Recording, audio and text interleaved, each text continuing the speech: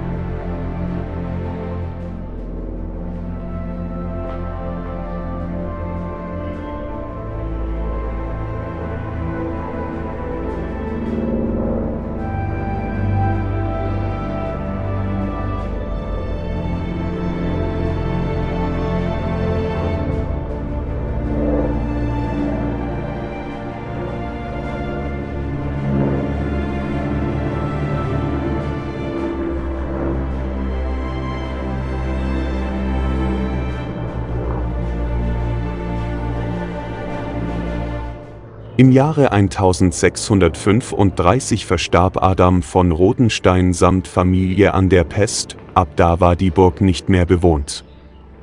Seit dieser Zeit wurde begonnen, Teile der Burg abzubrechen und das Baumaterial wieder zu verwenden. 1640 bis 1646, als der letzte Rodensteiner Georg Friedrich eine Reise nach Frankreich antrat, war die Burg noch intakt. Zwischen Georg Friedrich und seinem Vormund entwickelte sich aus dem begonnenen Abbruch ein Rechtsstreit, in dessen Verlauf sich der Rodensteiner sogar an Kaiser Leopold wandte. Nach dem Tod Georg Friedrichs im Jahr 1671 und dem Aussterben der Rodensteiner im Mannesstamm wurde die Burg bis zur Mitte des 19. Jahrhunderts als Steinbruch genutzt. Die Burg ist eine typische Hangburg. Die Kernanlage stellte einen rechteckigen Bau mit abgerundeten Ecken dar, wobei die Südwestseite zum Berghang schildmauerartig verstärkt worden ist. Hauptsächliches Baumaterial war Granit, Werksteine wurden aus Odenwälder Sandstein hergestellt. In der Nordecke der Kernburg befindet sich der ehemalige erste Palas. Ein zweiter wurde im 14. Jahrhundert hinzugefügt, so dass eine dichte Bebauung der Kernburg entstand. Die Anlage besaß keinen Bergfried.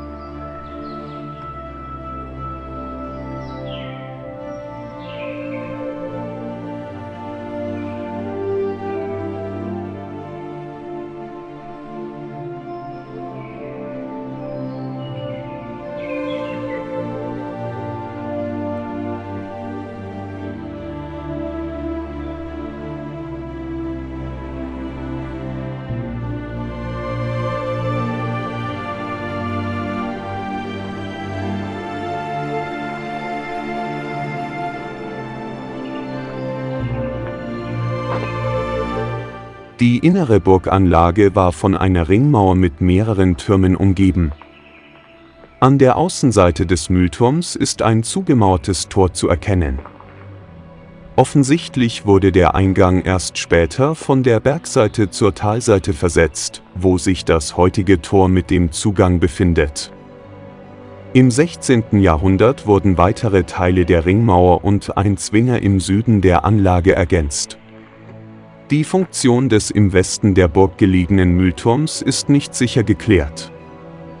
Es wurde angenommen, dass nach der Vermauerung des Zugangs von außen eine Wassermühle aufnahm, was aber mit erheblichen technischen Schwierigkeiten verbunden war und sehr teuer im Unterhalt. Wahrscheinlicher ist der Betrieb einer Handmühle in dem Turm, wie es auch auf anderen Burgen üblich war.